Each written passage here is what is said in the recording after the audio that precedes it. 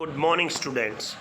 Today we will read lesson 4 from the diary of Annie Frank from the book First Flight.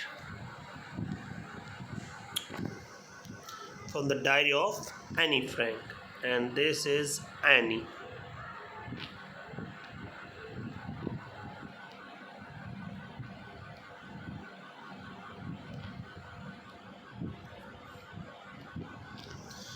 Anneliese Mary Annie Frank, 12 June 1929, February March 1945, was a German-born Jewish girl who wrote while in hiding with her family and four friends in Amsterdam during the German occupation of the Netherlands in World War II. Anneliese Mary Annie Frank, जिनका जीवन काल 12 जून 1929 से फरवरी मार्च 1945 था, वो एक German लड़की थी। वह जन्म से ही यहूदी थी, जिसने उस समय लिखा था जब वह अपने परिवार और 4 मित्रों के साथ एम्स्टर्डम में छिपी हुई थी, और उस समय के दौरान जब दूसरे विश्व युद्ध में जर्मनी ने नीदरलैंड पर अधिकार कर लिया था। Her family had moved to Amsterdam after the Nazis gained power in the Germany, but were trapped when the Nazis occupation extended into Netherlands. जब यहूदियों पर नाजियों के अत्याचार बढ़े और उनका परिवार एम्स्टर्डम में चला गया, लेकिन जब नाजियों ने नीदरलैंड पर अधिकार किया और उन्हें ढूंढ निकाला गया, क्योंकि यहूदी as precautions against the Jewish population increased, the family went into hiding in July 1942 in a hidden rooms in her father Otto Frank's office building. जब यहूदियों पर अत्याचार बढ़ने लगे तो उनका परिवार जुलाई 1942 में उसके पिता ऑटो फ्रैंक की ऑफिस बिल्डिंग में जाकर छिप गया। After 2 years in hiding, the group was betrayed and transported to the concentration camp state, where Annie died of typhoid in Birdsbells within days of her sister Margaret Frank.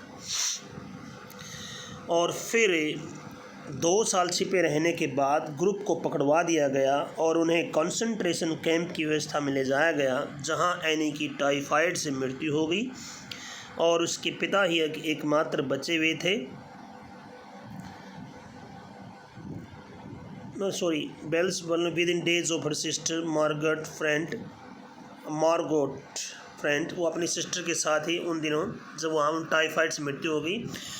Her father auto, उसके पिता auto, the only survivor of the group returned to Amsterdam after the war ended.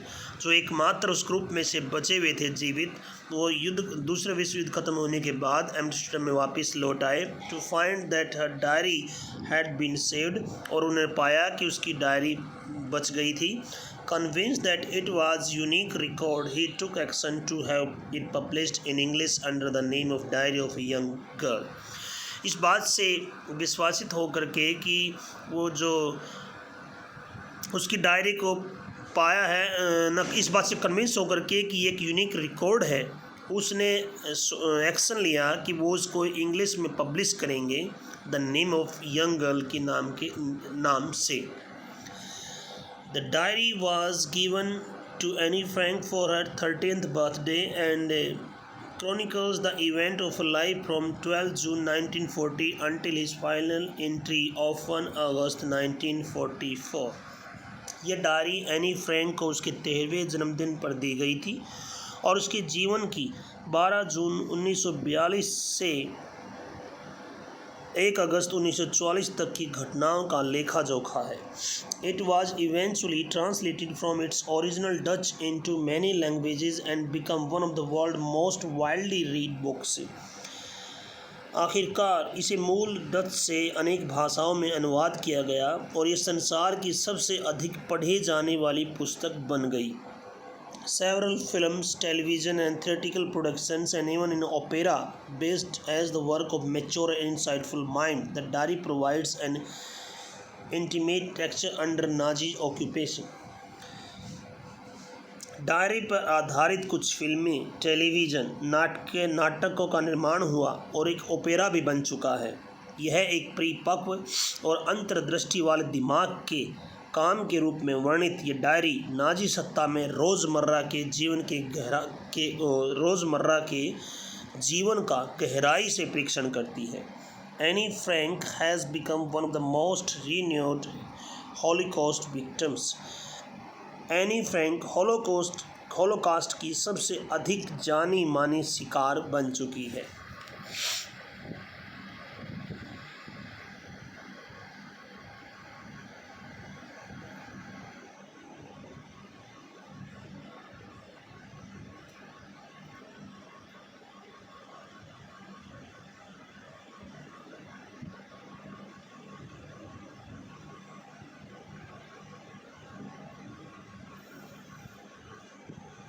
Okay, let's read the lesson. Writing in a diary is a really strange experience for someone like me. मेरे जैसे किसी व्यक्ति के लिए diary लिखना वास्तव में एक विचित्र अनुभव है। Not only because I have never written anything before, but also because it seems to me that later on neither I nor anyone else will be interested in musings of a 13 years old school girl. इसलिए नहीं कि मैंने इससे पहले कभी कुछ लिखा नहीं था, लेकिन इसलिए भी क्योंकि मुझे लगता था कि बाद में ना तो मैं ना कोई और एक 13 वर्ष की स्कूल की जाने वाली लड़की के विचारों में कोई रुचि लेगा। Oh well, it doesn't matter. खैर, इस बात से कोई फ़र्क नहीं पड़ता। I feel I like writing. मुझे महसूस हो रहा है कि मैं लिखने की इच्छुक हूँ। And I have an even greater need to get all kinds of things off my chest. और मुझे इससे भी अधिक आवश्यकता है अपने दिल से सभी चीज़ों को बाहर निकालने की। Paper has more patience than people.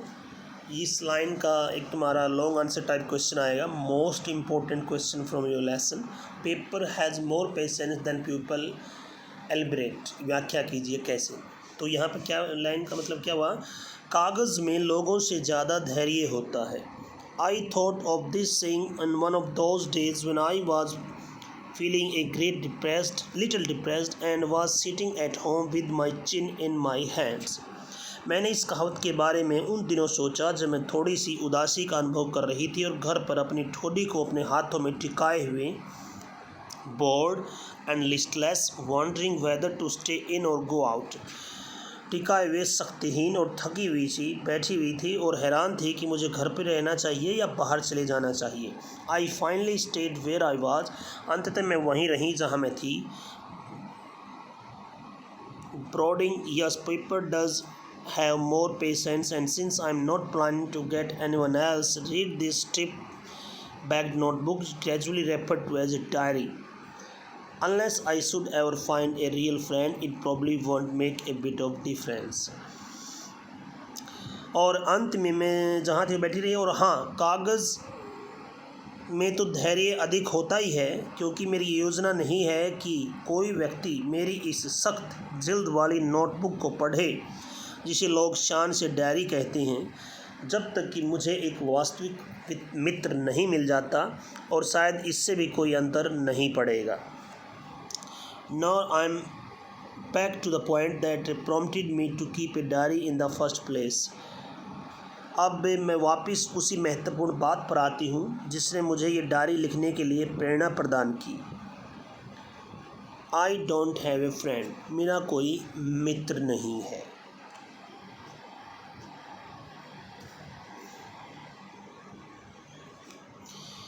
Let me put it more clearly.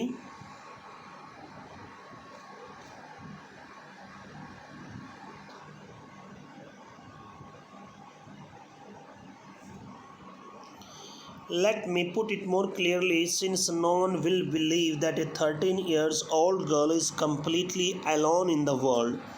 अब मुझे ये बात और अधिक स्पष्ट करने दो, क्योंकि कोई भी इस बात पर विश्वास नहीं करेगा कि 13 वर्ष की लड़की इस संसार में बिल्कुल अकेली हो सकती है। एंड आई एम नॉट, और मैं भी नहीं हूँ। I have loving parents and A 16 years old sister. मेरे प्यारे माता पिता हैं और एक 16 वर्षीय एक प्यारी बहन है। And there are about 30 people I can call friends, और तकरीबन 30 लोग ऐसे हैं जिनको मैं मित्र कह सकती हूँ। I have a family, loving aunts and a good home. मेरा एक परिवार है, प्यारी चाची चाचियाँ हैं, एंड गुड्स होम, और एक अच्छा घर है। No, on the surface I seem to have everything. ऊपरी तौर पर लगता है मेरे पास सब कुछ है, except my one true friend, सिवाय मेरे एक सच्चे मित्र के। All I think about when I am with friends is having a good time. जब मैं अपने मित्रों के साथ होती हूँ तो मैं केवल मौज मस्ती के बारे में ही सोचती हूँ। I can't bring myself to talk about anything but ordinary everything everyday things. तो मैं केवल साधारण प्रतिदिनों की बातों के अतिरिक्त किसी अन्य बारे में उनसे बात करने की नहीं सोचती। We don't seem to be able to get any closer. मुझे ऐसा लगता है कि हम कभी भी समीप आते हुए प्रतीत नहीं होते। एंड दैट्स द प्रॉब्लम, और मुसीबत यही है। Maybe it's my fault, हो सकता है मेरा दोष हो, that we don't confined in each other, कि हम एक दूसरे में विश्वास नहीं कर पाते। इन एनी केस, किसी भी स्थिति में। And that's just how things are, और वो चीज़ें ऐसी ही हैं। एंड अनफॉर्चुनेटली, और दुर्भाग्यवश, they are not liable to change, ये परिवर्तित होने वाली भी नहीं है। That's why I have started the diary. यही कारण है कि मैंने डायरी लिखनी शुरू की। To enhance the image of the long awaited friends in my imagination, I don't want to jot down the facts in the diary the way most people would do. अपनी कल्पना में मैं इस चिर परिचित मित्र के चित्र को बढ़ाने के लिए ऐसे सीधे ही तथ्यों को लिखना नहीं चाहती जैसे कि अधिकतर लोग लिखते हैं। But I want the diary to be my friend. लेकिन मैं चाहती हूँ कि डायरी मेरी मित्र बने।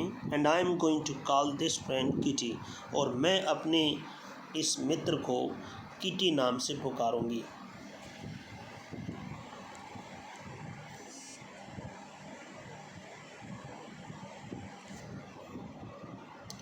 Since no one would understand a word of my stories to Kitty if I were to plunge right in, I would provide a brief sketch of my life, much as I dislike doing so. क्योंकि किसी को भी kitty को सुनाई गई कहानियों का एक शब्द भी समझ में नहीं आएगा, इसलिए मैं न चाहते हुए भी चाहूँगी कि अपने जीवन का थोड़ा सा संक्षिप्त चित्रण दूँ। My father, the most adorable father I have seen, didn't marry my mother until he was 36 and she was 25. मेरे पिता, जिन्हें मैं अपने सबसे अधिक प्रशंसनीय जिसको मैंने सबसे अधिक प्रशंसनीय पाया, उसने मेरी माँ से तब तक शादी नहीं की जब तक कि उनकी आयु 36 वर्ष और मेरी माँ की आयु 25 वर्ष नहीं हो गई। My sister Margaret was born in Frankfurt in Germany in 1926. मेरी सिस्टर मार्गरेट का जन्म जर्मनी के शहर फ्रैंकफर्ट में 1926 में हुआ। And I was born on 12 जून 1929, और मेरा जन्म 12 जून 1929 को हुआ। I lived in Frankfurt until I was 4। मैं फ्रैंकफर्ट में जब तक कि 4 वर्ष की नहीं हुई तब तक रही। My father emigrated to Holland in 1933। मेरे पिताजी 1933 में हॉलैंड चले गए। My mother Edith Hollander Frank went with him to Holland in September. मेरी माँ एडिथ हॉलैंडर फ्रैंक भी सितंबर में उनके पास चली गई। While Margaret and I were sent to Aachen to stay with our grandmother, जबकि मार्गरेट और मेरे को मेरी दादी माँ के पास अर्चन में ठहरने के लिए भेज दिया गया। Margaret went to Holland in December. Margaret दिसंबर में हॉलैंड चली गई। एंड आई फॉलोड इन फरवरी, और मैं फरवरी में गई। When I was plunked down on the table as a birthday present for Margaret, जब मुझे मार्गरेट के लिए जन्मदिन के उपहार के रूप में मेज़ पर रख दिया गया। So that's it for today. Rest of the lesson will read tomorrow. Okay, bye, have a nice day.